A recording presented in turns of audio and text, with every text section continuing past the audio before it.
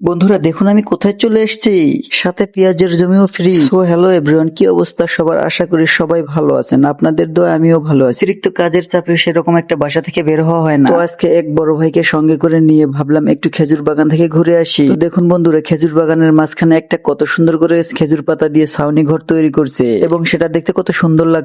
আমার মন চাচ্ছে আজকে বাসায় না গিয়ে এখানেই ঘুমিয়ে যাই। এবং তার পাশেই দেখুন খেজুর পাতা দিয়ে আরেক বেড়া দেওয়া হয়েছে এবং এবং তার পাশেই দেখুন কত সুন্দর একটা পেঁয়াজের ক্ষেত এবং পেঁয়াজ কত বড় বড় হয়েছে। হঠাৎ করে এরকম গ্রাম্য পরিবেশ দেখে আমার তো সেই ছোটবেলার কথা মনে পড়ে গেল। এবং ওই যে দেখুন ওইখানে আমাদের বাসা, কত দূর চলে এসেছি। ভিডিওটা কেমন হলো কমেন্টে জানিও। দেখা হচ্ছে পরবর্তী ভিডিওতে। টাটা।